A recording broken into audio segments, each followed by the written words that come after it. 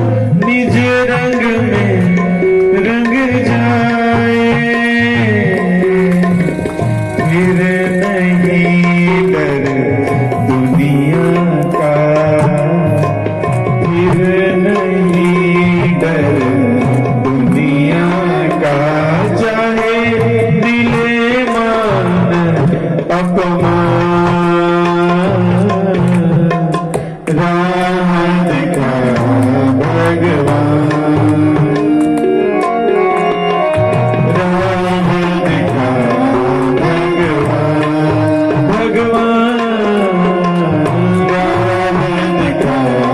भगवान तेरे चरणों में हो अर्पित, सुन ले कृपा निधान। राह दिखा भगवान,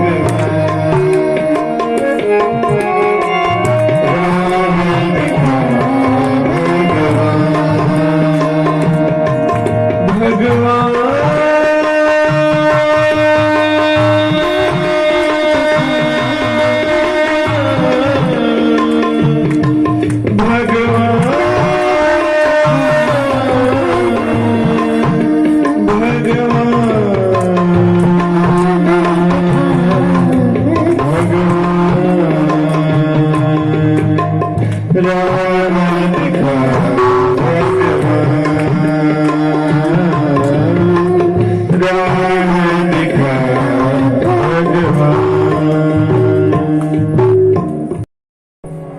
झुरमुट में छिपी हुई अपने भगवान से प्रार्थना करके, हे प्रभु आप मुझे राह बताओ। इस संसार में आकर मैं केवल आपको प्राप्त करना चाहती हूँ प्रभु, और मुझे संसार कुछ नहीं चाहिए, धन दौलत संसार कुछ नहीं, बस प्रभु आप मिल जाए, आपका प्रेम मिल जाए। आज सबरी झुरमुट में छुप रही है कि कहीं ये जो तपस्वी हैं, ये जो सन्यासी हैं, ये कहीं श्राप ना दे दें। आज सबरी रोती है, बिलखती है। हम यहाँ पर विचार करें थोड़ा सा कि सबरी सच्चे हृदय से भगवान को याद कर रही है, लेकिन भगवान भी हमारे हृदय की परख करते हैं। आज ये हठी तपस्वी जो सबरी को दुत्कार दिए, जिनकी वजह से कहते हैं कि पंपा सरोवर दुर्गंधपूर्ण हो गए। क्यों हो गए जानते हैं? इसका कारण था कि हठी तपस्वी कोई संत नहीं थे। ये हठी तपस्वी जो अपने मन से हट कर रहे थे जंगल में, और जंगल में हट करने के बाद कहते हैं कि ये भगवान की, जो भगवान का भक्त है उसका अपमान किए थे, और भगवान के भक्त का अपमान करने का ही परिणाम था कि पंपा सरोवर दुर्गंध पूर्ण हो गया। क्यों? जहां पर हठी तपस्वी पानी पीते थे, जहां पर स्नान करते थे, वहां पर बड़े बड़े कीड़े पड़ गए, दुर्गंध आ रही, ताकि उसका परिणाम देखे अब ये कहां जाएं, कहां नहाएंगे, इनको मुसीबत होनी चाहिए। अर्थात सारा जंगल नाराज हो गया हठी तपस्वी से। क्यों जानते हैं? क्योंकि सबरी भक्त आत्मा कैसे है? घटना आती है सबरी के पूर्व जन्म की घटना। कहते हैं सबरी पूर्व जन्म में एक महारानी थी जिसका नाम था पद्मिनी। कहते पद्मिनी नाम की एक महारानी थी, और बचपन से ही भगवान की भक्ति, आराधना, संतों का दर्शन करना, संतों की सेवा करना शुरू से स्वभाव था। लेकिन जब वो महारानी बनी पूर्व जन्म में, तो महारानी बनने के बाद जो राजा था, क्योंकि राजा सबरी से अर्थात जो राजा पद्मिनी से बहुत ही प्रेम करता था, इसी प्रेम करने की वजह से, क्योंकि सबरी बहुत ही रूपवती सौंदर्यवान थी, जिसकी वजह से राजा चाहता था कि मेरी महारानी को कोई भी संसार का व्यक्ति ना देखे। उसकी सोच ये थी, जिसकी वजह से वो हमेशा महारानी पद्मिनी को हमेशा मतलब राजमहल में ही रखता था, बाहर आने जाने की मनाही थी। और कहते हैं कि जो पद्मिनी थी, जो कि बचपन से ही पूजा पाठ करती थी, बचपन से ही संतों की सेवा करती थी, तो उसके मन में आता कि कोई संत दूर से मिल जाए, कहीं से मैं उनका दर्शन कर सकूं। जब उस राजमहल में कहीं पर भी कोई भी संत नगर भ्रमण करते, तो दूर से अपने महलों से खिड़की खोल कर दूर से ही संतों का दर्शन करती और अपनी आंखें पवित्र कर लिया करती कि हे प्रभु, मैं यहाँ पर आकर के मैं ना तो संतों का दर्शन कर पा रही हूँ, ना मैं संतों की सेवा कर पा रही हूँ, और ना भगवान की भक्ति कर पा रही। प्रभु, ये कैसा समय है? कहाँ प्रभु आप मुझे ला करके छोड़ दिया? रानी पद्मिनी हमेशा रोया करती, भगवान से प्रार्थना करती। जब भी संत कोई घूमते तो दूर से अपने दासियों से कुछ न कुछ उपहार, खाने की वस्तु, जो भी संतों को चाहिए वो उपयोग की चीज थी, अपने दासियों से भिजवा दिया करते। चोरी चोरी संतों की सेवा करते। कि राजा के भी कान में भनक पड़ गई कि महारानी संतों की सेवा करती, संतों के पास जाती है। तो कहते हैं क्योंकि राजा क्रूर भी था और वो हत्या भी कर सकता था, तो इसी डर की वजह से महारानी चुपचाप दूर से ही संतों की सेवा करते, अपने महलों में भगवान की मूर्ति को रख करके पूजा पाठ भी किया करते। लेकिन केवल पूजा पाठ करने से संतुष्टि तो मिलती नहीं। जब तक हम जी भर के संतों की सेवा ना करें, तो आज रानी का हृदय हमेशा जो है सूखा रहा करता, व्याकुल रहा करती। किसी प्रकार से संत के दर्शन हो जाए, किसी प्रकार संतों की सेवा मिल जाए। पूरा जीवन तो यूं ही खत्म हो रहा है, कम से कम इन हाथों से कुछ संतों की हम सेवा कर दे। मतलब हमेशा रोया करती और भगवान से प्रार्थना किया करते। और कहते हैं रानी पद्मिनी इस प्रकार से ईश्वर से जुड़ गई, इस प्रकार से कनेक्शन हो गया कि सच्चे हृदय से प्रार्थना करते, प्रभु बस अब और जीना नहीं है प्रभु, बस संतों की सेवा हो जाए, संतों का दर्शन हो जाए प्रभु। क्योंकि मैंने सुना है कि संतों की सेवा करने के बाद ही भगवान की प्राप्ति होती है, भगवान से मिलना होता है। तो मेरे जीवन में तो संतों की सेवा नसीब ही नहीं प्रभु, फिर ऐसे जीवन का क्या मतलब। हमेशा रोया करती, प्रार्थना किया करती। लेकिन एक समय आया, जैसे यहाँ पर हम सभी माघ मेला में आए हैं, तो ऐसे रानी पद्मिनी ऐसे यहीं पर महाकुंभ था। उस महाकुंभ में वो राजा से कहती है कि महाराज हमारी भी इच्छा होती है कि हम भी महाकुंभ में जाएं, वहां पर संगम में स्नान करें। और संगम में स्नान करने के बाद, क्योंकि कहते हैं कि संगम में स्नान करने से बहुत सा पुण्य मिलता है, बहुत लाभ मिलता है, इससे हमारी बहुत दिन से इच्छा है। अब ये महाकुंभ का समय आ गया है, आप हमें जाने की इजाजत दें। आज जब ही महारानी ने कहा तो राजा ने तो पहले मना कर दिया कि नहीं नहीं कहीं जाना, तुम्हें राजमहल में ही रहना है, कहीं जाने की आवश्यकता नहीं, यहीं पर हम संगम का जल मंगा देते हैं, यहीं पर स्नान कर लेना, लेकिन संगम जाने की आवश्यकता क्या है। लेकिन आज कहते हैं महारानी पद्मिनी प्रार्थना करो, नहीं नहीं महाराज बस एक बार, मैं आपसे कभी नहीं कहूंगी, बस एक मौका दे दे, कम से कम मैं जा करके स्नान तो कर सकूं, पुण्य फलों की प्राप्ति कर सकूं। हे महाराज एक मौका दो कि मैं संगम जाऊं। तो क्योंकि बहुत क्रूर भी था, वो प्रेम भी करने वाला था, तो उसने एक नियम बनाया, ठीक है तुम जाना चाहती हो ना, ठीक है तुम जाओ, लेकिन केवल तुम जाना और संगम नहाकर तुरंत वापस आ जाना और कहीं नहीं जाना, मेरे सैनिक साथ में रहेंगे। बोले ठीक है। अब रानी ने सोचा कि मैं संगम जाऊंगी तो अच्छे से स्नान करूंगी, और संगम में तो महाकुंभ में तो बहुत सारे संत होते हैं ना, कम से कम संतों का मैं जीवन दर्शन करूंगी, दर्शन करके मेरे नेत्र धन्य हो जाएंगे, इन हाथों से मैं डट करके दान करूंगी और चल कर जाऊंगी, मेरे पैर मतलब मेरा पूरा तन पवित्र हो जाएगा, मन पवित्र हो जाएगा, धन पवित्र हो जाएगा, और संतों को जी भर दर्शन करूंगी, संतों के पास बैठूंगी, सब सत्संग सुनाएंगे, विचार सुनाएंगे। कि आज तक मैं बहुत समय से हो गया मेरे कानों में सत्संग विचार नहीं पड़ा, मैं संतों की वाणी को सुन नहीं पाई हूं। आज रानी पद्मिनी बहुत प्रसन्न हुई, आज सहयोग से प्रभु ने आपने कृपा किया कि महाराज के माइंड को आपने चेंज किया, कम से कम सत्संग में जा सकती हूँ, संतों का दर्शन कर सकती हूँ। ये भाव की खुशी थी रानी पद्मिनी को। लेकिन हुआ कुछ अलग। सुबह होते क्या देखती है कि उसके घर से लेकर के, उसके घर से लेकर राजमहल से लेकर के संगम तट तक पूरा दोनों तरफ से पर्दा लगा दिया गया, चूंकि राजा था, दोनों तरफ से पर्दा लगा दिया गया ताकि बाहर का व्यक्ति ना अंदर देख सके, ना अंदर के व्यक्ति बाहर देख सके। पूरा संगम तट तक पर्दा लगा दिया गया और सैनिक साथ में लग गए। आज जब ही रानी पद्मिनी ने देखा कि अरे ये क्या, मैंने सोचा था कि मैं संगम जाऊंगी, संतों का दर्शन करूंगी, अपने हाथों से दान करूंगी, सत्संग सुनूंगी, लेकिन यह क्या प्रभु, मैं संगम भी आ रही हूँ, स्नान करने भी मैं आ रही हूँ, तो ना कोई मुझे देख सकता है, ना मैं किसी को देख सकती हूँ। प्रभु क्या है, मैं कैसे आपकी भक्ति करूं?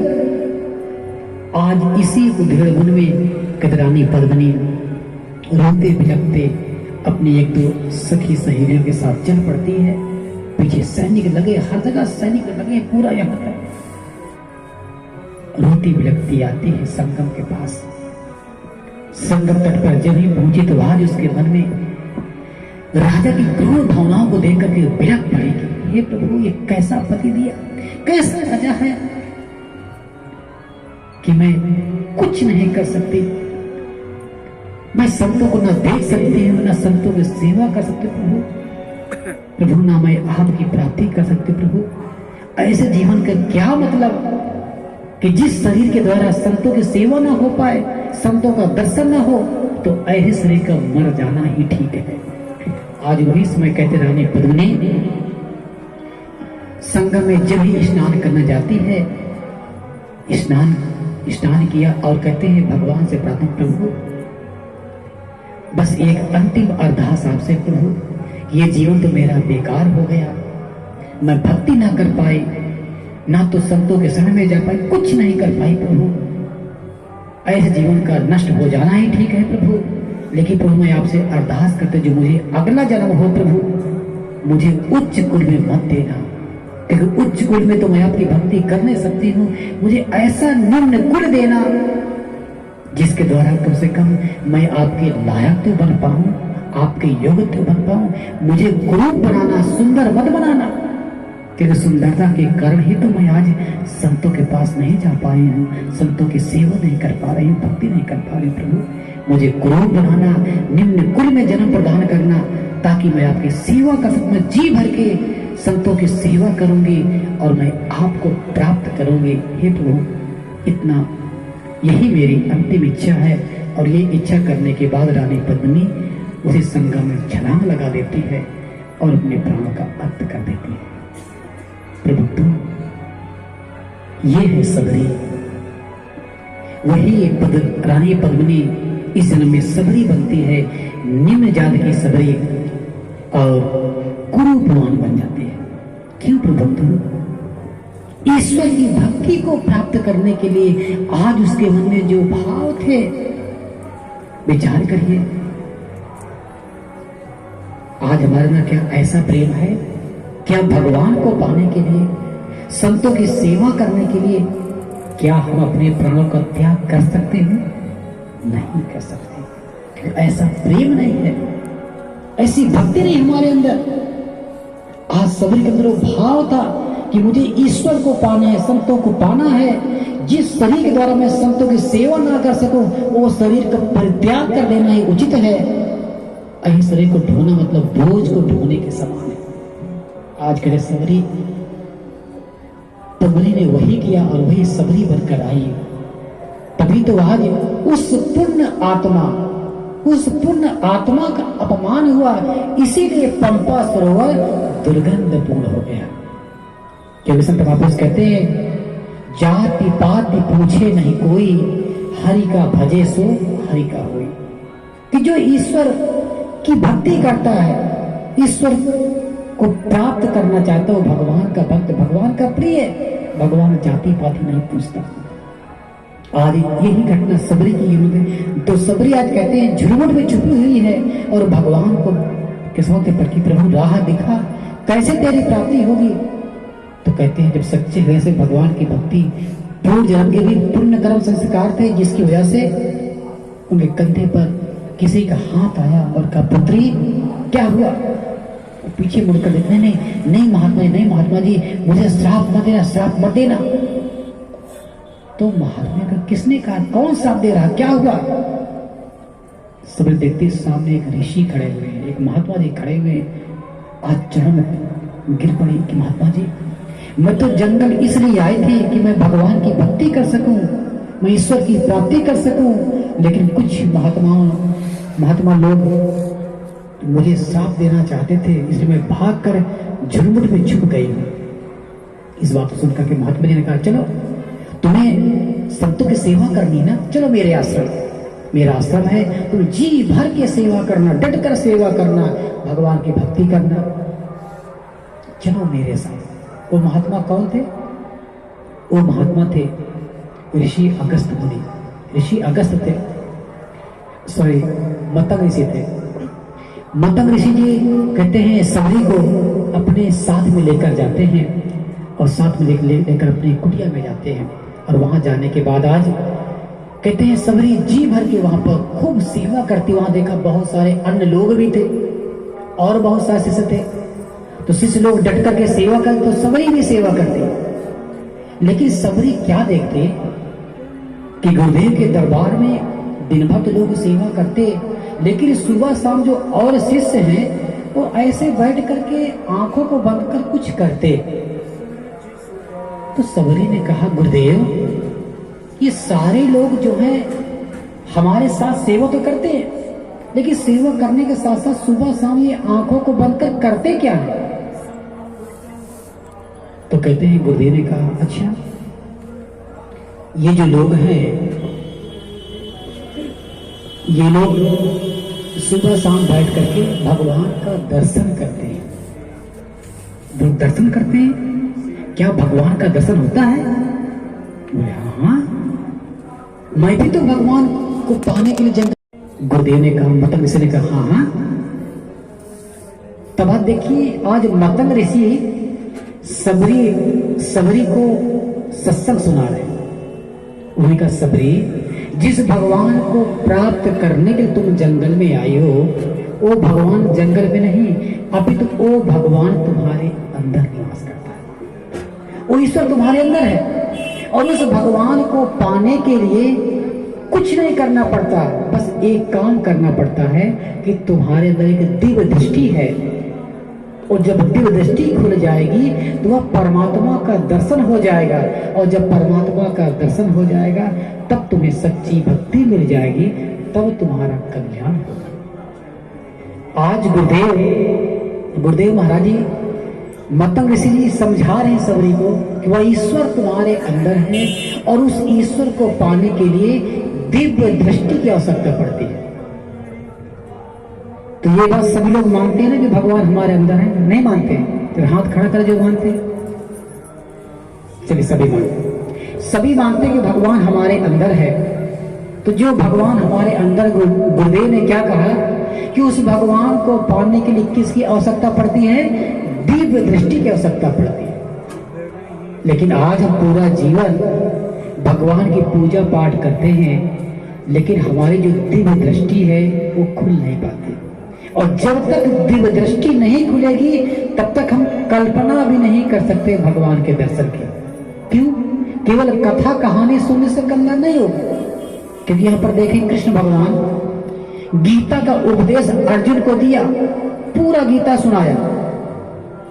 सेम बात उधर संजय धृतराष्ट्र को सुना रहा था। इधर अर्जुन भी मोह से ग्रसित है, उधर धृतराष्ट्र भी मोह से ग्रसित है। दोनों मोह में अंधे हैं और दोनों को सेम गीता का उपदेश दिया जा रहा है।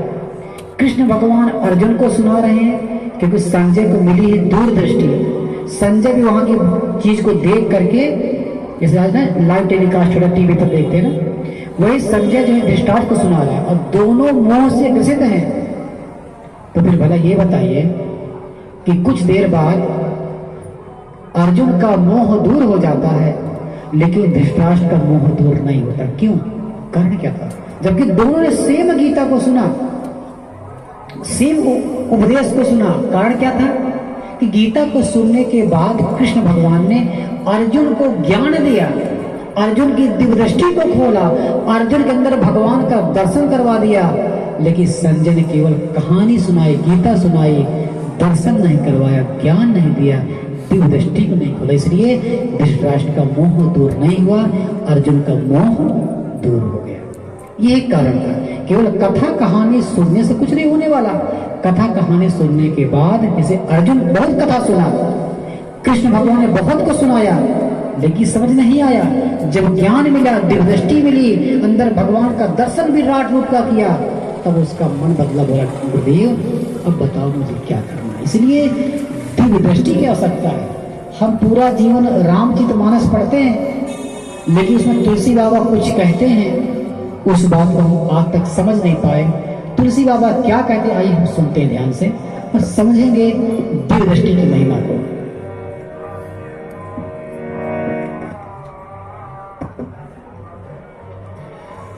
उघरहि बिमल बिलोचन ही के, मिटहि दोष दुख भंवर जनी के, सूझहि राम चरित मणि माणिक, गुप्त प्रगट जहाँ जो जहि खानिक।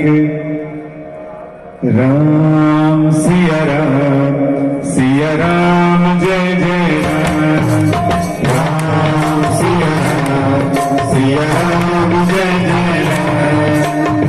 श्री गुरु पदनख मणि गण ज्योति, श्री गुरु पदनख मणि गण ज्योति, सुमिरत दीप दृष्टि नियम होती। राम सिया राम जय जय राम, राम सिया राम जय जय राम। दलन मोह तम सोस प्रकाशु, दलन मोह तम सोस प्रकाशु, बड़े भाग आवहि जासु। राम सिया राम जय जय राम, राम सिया राम जय जय राम। बंदम गुरु पद पदम परागा, बंदम गुरु पद पदम परागा, सुरुचि सुभाष सरस अनुरागा। नाम तम सोस प्रकाशु, बड़े भाग मोर आवहि जासु। राम सिया राम जय जय राम, राम सिया राम जय जय राम। श्री गुरु पदनख मणि गण ज्योति, सुमिरत दीप दृष्टि नियम होती। बलन मोह तम सोस प्रकाशु, बड़े भाग आवहि जासु। राम सिया राम जय जय राम, राम सिया राम जय जय राम, सिया राम जय जय राम, सिया राम जय जय राम, हे राम। आज कहते हैं, तुलसी बाबा लिखते हैं, श्री गुरु पद नख मणिगण ज्योति, सुमिरत दिव्य दृष्टि हिया होती। जब गुरु के पास जाएंगे तो गुरुदेव क्या देंगे? दिव्य दृष्टि प्रदान करेंगे। दलन मोह तम सोस प्रकाशु, जितने भी अज्ञानता का अंधकार सब खत्म हो जाएगा। दलन मोह तम सोस प्रकाशु, बड़े भाग उड़ आवह जासो, ये बड़े भाग से मिलता है। क्या? उघर ही बिमल बिलोचन ही के, ये हृदय